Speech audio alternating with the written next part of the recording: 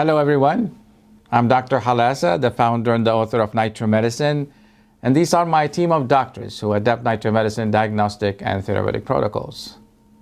What is NitroMedicine?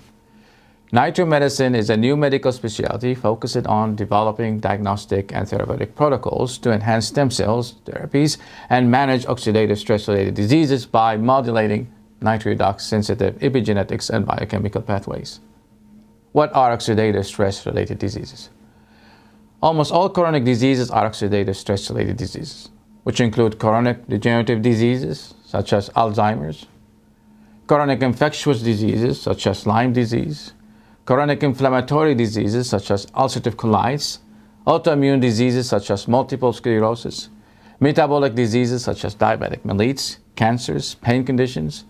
The common pathophysiology among all these diseases is abnormal redox metabolism, or high pathological free radicals, or high pathological redox potential. How we manage oxidative stress-related diseases. We use nitroredox modulators to restore the nitroredox balance, or restore the normal redox metabolism, or modulate the nitroredox-sensitive epigenetics and biochemical pathways. These nitroredox modulators are biologics, such as stem cells, PRP, exosomes, probiotics, nutraceuticals, such as vitamins, thiols, polyphenols, nitroxide donors, CBD, pharmaceuticals, metformin, Radicava, steroid, NSAID, energy medicines, such as photomedicine, electromagnetic therapy, electromedicines. How we diagnose and monitor the efficacy of oxidative stress-related disease therapeutic protocols. We use oxidative stress markers, inflammatory markers, cancer markers, endothelial function test, ANS balance test, which is autonomic nervous system balance test, telomeres length, ratio of oxidizer to reduced glutathione. What is redox potential versus hydrogen potential? Redox potential is the affinity of the substance to attract electrons, and it ranges inside the cells between minus 400 millivolt to minus 100 millivolt.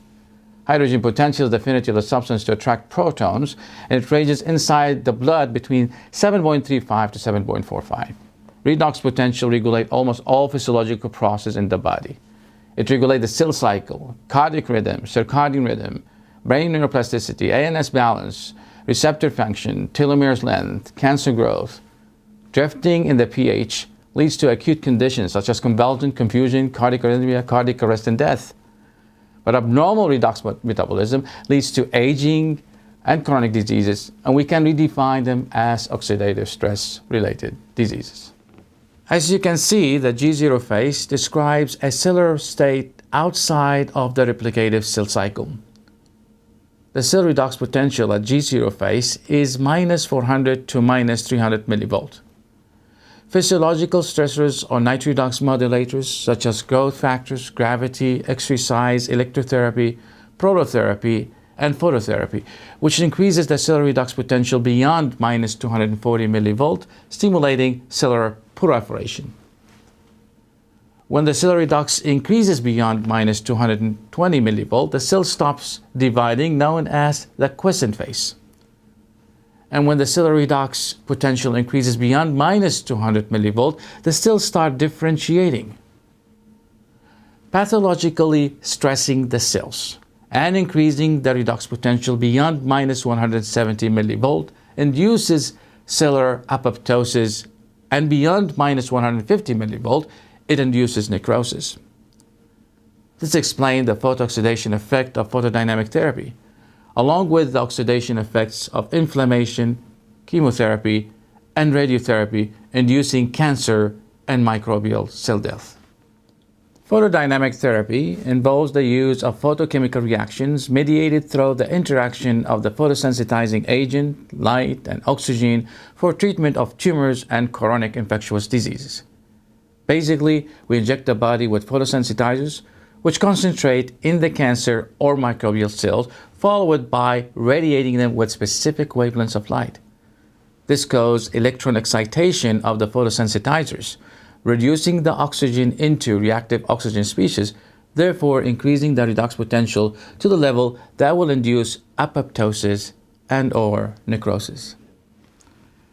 Nanotechnology shines a new light in anti-cancer and antimicrobial photodynamic therapy. Although the efficacy of photodynamic therapy has already been recognized, inefficient photosensitizers' uptake by cancer and microbial cells could result in insufficient therapeutic index. It is now clear that a nanotechnology-driven approach using nanoparticles can overcome this problem, increasing the efficiency and efficacy of photodynamic therapy.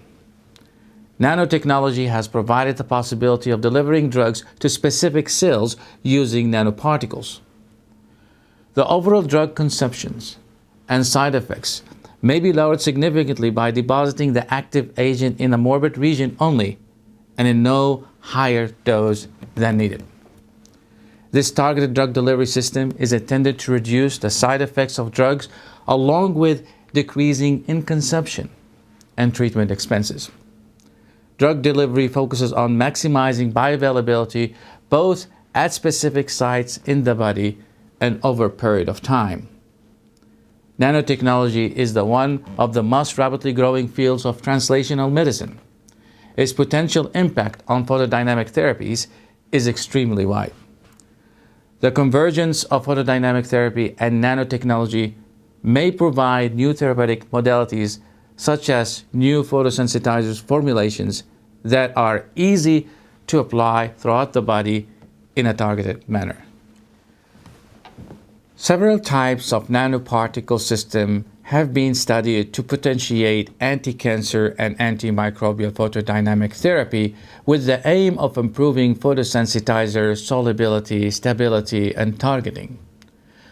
Compared to free photosensitizers, the encapsulation of the photosensitizer in nanoparticles shows several advantages. 1. Transport large concentration of photosensitizers for the production of lethal reactive oxygen species. 2.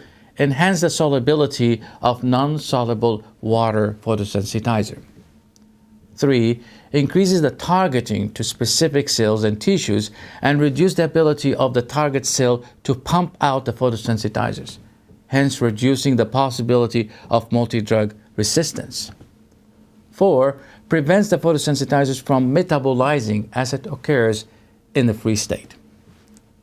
5. A selectivity of the treatment achieved through either passive targeting or by active targeting through charging the nanoparticle surface. 6. Encapsulation of the photosensitizers in the nanoparticles opens a new door of the treatment of cancers and infections with minimum side effects. Methylene blue is a molecule that has been playing important roles in microbiology and pharmacology for some time. It has been widely used to stain living organisms, to treat methemoglobinemia, and lately it has been considered as a drug for photodynamic therapy.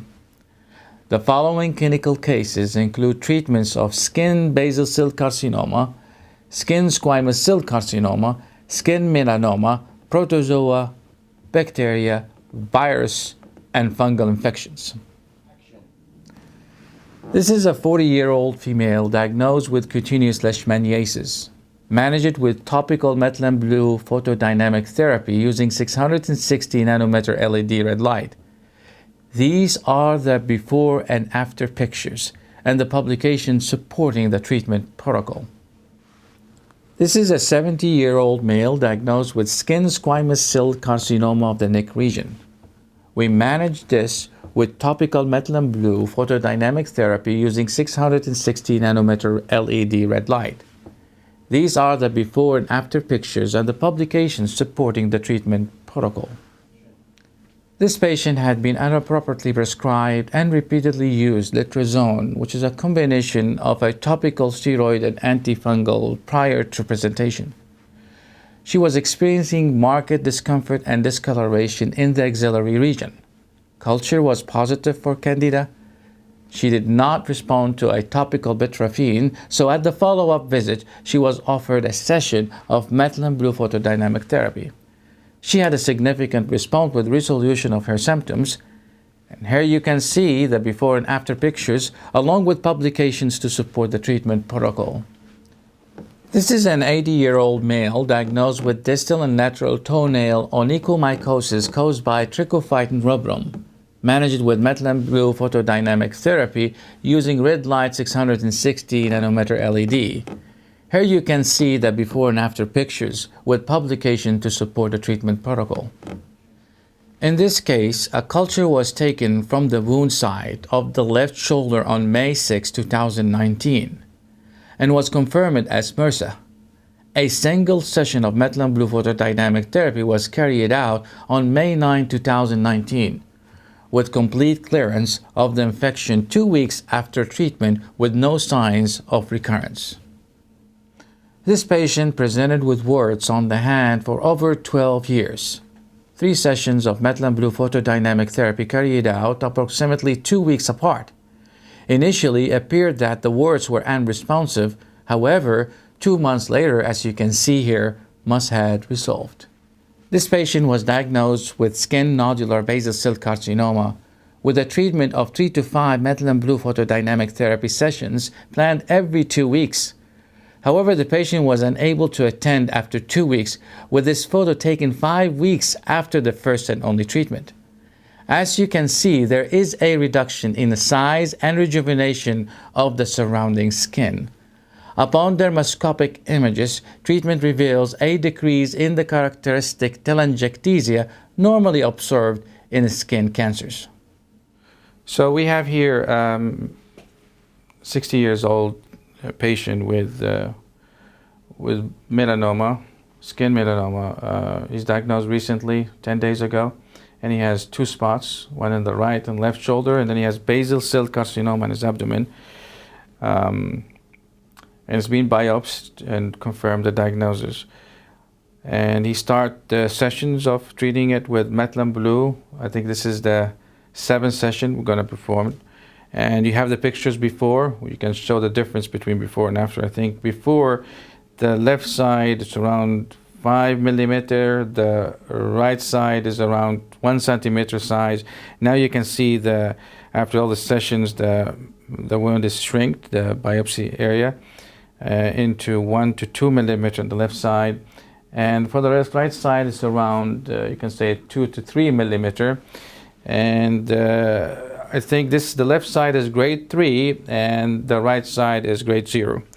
And we already cleaned it and scratched it. It's good to remove all the dead skin tissues and clean it with hydrogen peroxide. And then we can apply methylene blue, just a little drop of methylene blue on the site of the injury like this. Okay, and that's it, because it's only 1 to 2 millimeter wound.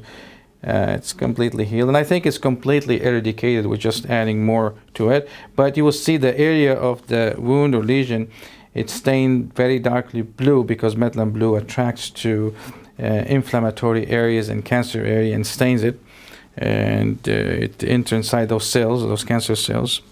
And then we're going to leave it for 5 minutes or 5, and then we're going to after that radiate with red laser 660 nanometer or LED light if you don't have the laser, 660 nanometer. The power, you can go up to 5 watt power. That would be good. Up to if you have 30 watt, that's fine too. And you just apply it on the site of the lesion itself. It's good to add CBD because CBD does have anti-cancer effect too. So we're going to put some drop of CBD here, just a little drop on it. Okay, and then we're going to shine the light for you can say 20 minutes to 1 hour, as you see here, and just put it directly on the lesion itself. And yes, and then the patient has Monday, he has a follow-up with a dermatologist and biopsy, and see if it's completely gone or eradicated. And I believe it's completely eradicated after 2 sessions. So we're going to keep you for 20 minutes, right? And I think this will conclude the presentation. Thank you very much.